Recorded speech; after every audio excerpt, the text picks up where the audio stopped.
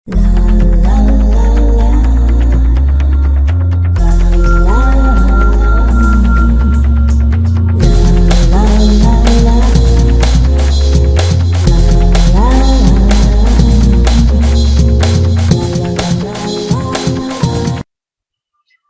ស្តីអ្នកទាំងអស់គ្នា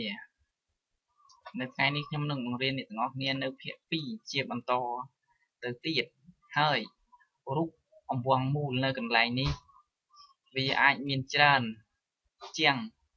ខាងលើនេះបន្តិចតែការប្រើគឺដូចគ្នាតែនៅមួយចំហៀងខាងនេះមកដល់ចំណុចនេះគឺការប្រើខុសគ្នាបន្តិចតែចាប់ពីចំណុចខាងលើនេះពាក្យថា viewer តមកជាហៀងខាងនេះមកដល់ពាក្យថា print នេះគឺការប្រើដូចនៅអន្ទាត់ខាងលើនេះដែរហើយសូមចុចពាក្យថា viewer នៅខាងលើឬក៏យើងចុចនៅក្នុងចំណុចនេះក៏ដែរក៏បានដែរបន្ទាប់ពីយើងចុចចូលមកដល់ហើយនេះគឺជាមុខមាត់នៃ viewer ហើយយើងចង់បានរូបរបស់យើងចូលមកនៅក្នុងទីនេះយើងចុចនៅលើ my computer របស់យើងតែនៅពេលនេះ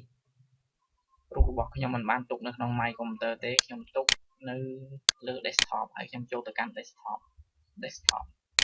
ហើយនៅ desktop របស់ខ្ញុំ folder ដែលខ្ញុំទុករូបរបស់ខ្ញុំឈ្មោះថា picture ចុចលើពាក្យថា picture រូបរបស់យើងនឹងចេញមកបន្ទាប់មកបើសិនជាយើងចង់បានរូបណានីមួយយើងចុចនៅលើវាទៅឧទាហរណ៍ថាខ្ញុំចង់បានរូបបាល់ឆ្មានេះហើយនៅក្នុងចំណុចនេះនឹងចេញ4ជ្រុងជាលក្ខណៈរូបហើយនៅក្នុងចំណុចនេះគឺជាຂະຫນាតទំហំរបស់វាគឺ518គុណនឹង389អានេះ20គួតគុណនឹង4 KB ហើយនៅក្នុងកន្លែងនេះ3ចំណុចនេះគឺការប្រើខុសគ្នាទាំងអស់តែខ្ញុំប្រាប់តែមួយចំណុចទេគឺចំណុចទី3នៃ folder កន្លែងនេះចុចលើវាទៅនឹងចេញ folder នៃរូបភាពដែលយើងបានទុករូបរបស់យើងនៅកន្លែងណាតែសូមបិទវាទៅគឺគ្មានអ្វីអស្ចារ្យទេហើយនៅខាងក្រោមនេះគឺយើងអាចប្រើបានខុសគ្នាទាំងអស់ឧទាហរណ៍ថាខ្ញុំចុចនៅកន្លែងនេះដាក់មកលើវាទៅឈ្មោះថា speed so ពឹបរូបរបស់យើងនឹងរីកធំពេញកញ្ចក់កុំព្យូទ័ររបស់យើងហើយដំណើរការបើសិនជាយើងចង់ឲ្យរូបទាំងអស់នេះចប់ធ្វើការយើង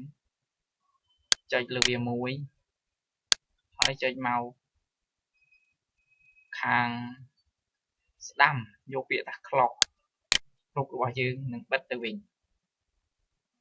ហើយកាលណាដែលបិទទៅវិញពេលដែលវាកំពុងតែដំណើរការអំបញ្ញមិញវាទៅឈប់នៅកន្លែងណារូបរបស់យើងនឹងឃើញនៅកន្លែងនេះនៅតែរូបនឹងដដែលព្រោះវាឈប់នៅអំបញ្ញមិញពេលដែលយើងចុចបិទគឺរូបនេះកាលណាដែលយើងចុចបិទហើយនៅកន្លែងនេះក៏ឃើញរូបនេះដដែលហើយបើសិនជាឧទាហរណ៍ថាខ្ញុំលើកនៅរូបក្បាលឆ្មានេះម្ដងទៀតហើយខ្ញុំចុចនៅកន្លែងទី2នេះជាកន្លែងនេះដាក់មកលើវាទៅនឹងចេញជាភាសាអង់គ្លេសឈ្មោះថា full screen ហើយសូមចុចទៅពឹបរូបរបស់យើងនឹងមកពេញកញ្ចក់កុំព្យូទ័ររបស់យើងដូចគ្នាតែវាមិនបានធ្វើការដំណើរការដោយអត្តនោម័តដូចអំបញ្ញមិញនោះទេហើយបើសិនយើងចង់ចុចបិទរបស់វាយកមកដាក់ខាងលើនេះក៏បានចំហៀងបែបនេះក៏បានខាងក្រោមនេះក៏បានចំណុចណាក៏បានដែរហើយយើងនឹងឃើញសញ្ញាខ្វែងហើយសូមចុចលើវាទៅវានឹងបិទហើយពឹបទេរូបរបស់យើងនឹងមកកន្លែងដើមវិញហើយកន្លែងនេះគឺមិនបានប្រើជាលក្ខណៈអ្វីទេខ្ញុំក៏មិនដឹងដែរហើយកន្លែងនេះគឺយើងលុបរូបរបស់យើងហើយចំណុចទី5នេះគឺរូបម៉ាស៊ីន print យើងអាច print រូបរបស់យើងចេញទៅនៅលើกระดาษហើយក្នុងពីចំណុចសញ្ញាព្រួញចុងក្រោយនេះគឺជាលក្ខណៈបងវិលរូបរបស់យើងឲ្យក្បាល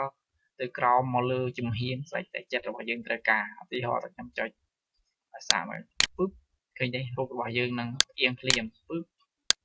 ពឹបពឹបមកដល់កន្លែងដើមវិញបន្តមកទៀតសូមលោកអ្នករងចាំទេសនានៅភាគ3ជាបន្តហើយសូមជម្រាបលា